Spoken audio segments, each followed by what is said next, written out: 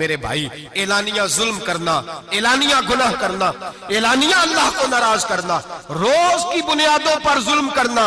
हम सुबह उठ के सोचे तो सही कि शाम तक वक्त गुजरता कैसे है। कितनी बातें हैं जिनमें झूठ है, कितने लफ्ज है जिनमें गीबत है, कितनी गुफ्तगू है जिसके अंदर गलाजत है, और फिर कितना रिस्क है जो हराम का है। एक साहब कहने लगे, हजरत जी घर में बड़े दम दरूद कराए, तवीज धागा कराया है, घर के कोनों से कोई रोता है, चिल्लाता है, कोई जिन्नात है। मैंने कहा अच्छी तरह तजर्बा कर लो, कहीं घर की वो बुनियाद हराम पैसों की न लगी हो, यतीमों का माल लग जाए तो चीखने की आवाजें आया करती हैं।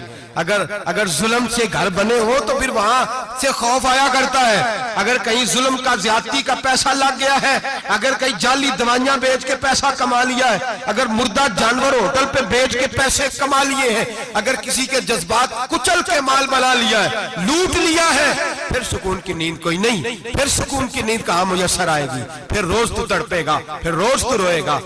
रिज्क थोड़ा हो, बरकत वाला तब होता है जब उसके अंदर हलाल शामिल होता है। अब तो मेरे भाई रिश्वत के माल को लोग चाय पानी कहने लग गए, अब रिश्वत के माल को मिठाई कहने लग गए, अब रिश्वत के माल को लोग जो है वो कहने लग गए ये तो तोहफा है। अब लोग कहते हैं लड़का 20,000 कमाता है और 40,000 ऊपर से भी बना लेता है, एलानिया कहते हैं, एलानिया वो जी सारा कुछ कर लेता है, बड़ी कमाई है। अब तो लोग उम्रे पे गए होते हैं, उम्रे पे, और एक दोस्त मेरे कहने लगे उम्रे पे गया था, जिस शख्स का मैंने टेंडर से पास कराना था वहां से मुझे फोन कर रहा था, मैं साइन कर आया हूं, पर मुझे पैसे लेने का वक्त नहीं मिला, मेरा हिस्सा साइड पे रख देना, अल्लाह के घर में खड़ा है। आज भी कीती जांदे हो, नाल लहू भी पीती जांदे हो, खा के माल यतीमां दा भेज मसीती जांदे हो, फट दिलां दे सींदे नहीं, टोपियां सीती जांदे हो, नफ्स ते छुरी फेरदे नहीं, दुंबे कीती जांदे हो, फर्ज भुलाई बैठे हो ते नफला नीती जांदे हो। दसो ते सही बोले नूहे की कुछ कीती जांदे हो। ये किस तरह का वतीरा अपना लिया है? 50 लाख हराम का कमाया और उसमें से 10 लाख मस्जिद भी दे दिया, कई करोड़ हराम का कमाया और उसमें से 10-15 उम्रे भी कर लिए। पहले देख तो सही तेरा माल कैसा है। एलानिया गुनाह, एलानिया रिश्वत चलती है, एलानिया लोग पैसे। हमारे मुल्क के अंदर ऐसे ताजर भी पाए जाते हैं जो कहते हैं जी मैं टीवी में बैठ के कहता हूं मैं रिश्वत देता हूं, रिश्वत ली जाती है, मैं छोटे से लेकर बड़े तक को देता हूं। यहाँ छोटे मुजरम बंद है, बड़े आजाद है। खुदारा डरो, जब इतने एलानिया रब करीम की नाफरमानी होती है, फिर अल्लाह के गजब को आवाज होती है, फिर रब करीम जलाल में आता है, फिर बस्तियां उजड़ती हैं। अल्लाह फरमाता है वमन आरादा अन जिक्री फइन्ना लहू मईशतन दंका, अगर तू मेरे जिक्र से मुंह फेरेगा मैं तेरी जिंदगी तेरे लिए तंग कर दूंगा, मैं तंग कर दूंगा। सारा कुछ होने के बावजूद तू दुखी रहेगा, हर चीज तेरे पास होगी, तू अजियत में रहेगा। फइन्ना लहू मईशतन दंका, मैं तेरी जिंदगी तंग कर दूंगा। वनहशुरहू यौमल क़यामत आमा, कयामत के दिन मैं तुझे अंधा करके उठाऊंगा। दुनिया में तेरी जिंदगी तेरे लिए तंग कर दूंगा, कयामत में तुझे अंधा करके उठाऊंगा। मेरे भाई गुनाह पे फख्र न करें, गलती हो जाए तो मान जाएं। मेरे नबी पाक ने फरमाया मेरा रब तो पाबंदी नहीं लगाता, बनी इसराइल पर पाबंदी थी, खास जगह पे आएंगे तो माफी मिलेगी। जब तू भूल जाए तो दिल में शर्मिंदगी महसूस किया कर और वहीं बैठे बैठे तौबा कर लिया कर, अल्लाह वहीं बैठे बैठे तुझे माफ फरमा देगा, वहीं बैठे बैठे अल्लाह तुझे माफ कर देगा। एहसास नदामत पैदा करें। हम लोग जुर्म करते हैं, फिर बजाय इसके कि हम अपनी खता को माने हम फिर उस पर इसरार करते हैं। और एक बात आखिर में जरूर ज़हन में रखें, जब आदमी गुनाह पे डट जाता है ना फिर उसका दिल काला हो जाता है।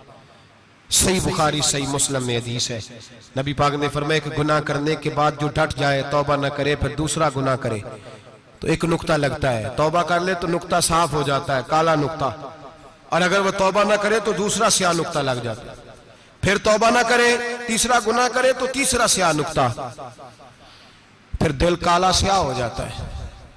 शारहीन फरमाते हैं फिर कई दफा लोग बेईमान होके मर जाते हैं, बेईमान हो। अपने आप को बुरे खात्मे से बचाएं, बुरे खात्मे से। ईमान सलामत होगा तो नबी पाक बख्शिश फरमाएंगे, सिफारिश फरमाएंगे। ईमान सलामत होगा तो अल्लाह बख्शेगा। नबी पाक की सिफारिश और रब करीम की माफी के लिए चाहिए ईमान की सलामती। गुनाह ईमान बिगाड़ देते हैं, अपने ईमान को सलामत रखें। एक और बात भी बड़ी जरूरी आपसे अर्ज करनी है, हज का मौका करीब है, नबी पाक ने बड़ा सख्त हुक्म लगाया, बड़ा सख्त, इतना सख्त हुक्म किसी के लिए नहीं। और मैं जिस पर आज फर्ज था वो नहीं गया, या यहूदी होके मरेगा या ईसाई होके मरेगा। ये तिरमिजी की हदीस है। जिन लोगों पे आज फर्ज है, दरखास्तें शुरू होते ही फौरन, और ये जो बहाना हमने बनाया हुआ है ना, बेटे की शादी करके मकान बना के, ये बहाना शरीयत नहीं इसको शुमार करती, इसको नहीं शुमार। मन इस्तता इलैहि सबीला, जिसके पास ताकत है, आने जाने का खर्चा है, और जितने दिन वहां रहना है उतने दिन पीछे पैसे छोड़ के जा सकता है, उतने दिनों का खर्चा उस पर हज फर्ज है।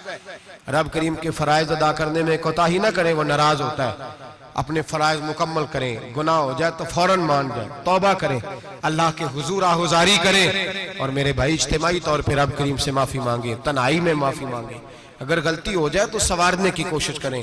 आज लोगों की रूहानी जिंदगी खत्म हो गई है, तकवे की रोशनी खत्म हो गई, आंखों की हया खत्म हो गई, दिल की धड़कन नरमी खत्म हो गई, आंसू खत्म हो गए। वजह यह है हम अपनी गुनाह, अपनी गलतियां तस्लीम करने को तैयार नहीं, सच्ची तौबा करने को तैयार नहीं। ऐसा ना हो इसी तरह गुनाहों में कहीं मौत का संदेशा आ जाए और लिथड़े हुए वहां पहुंच जाए।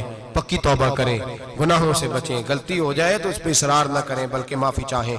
दुआ करता हूँ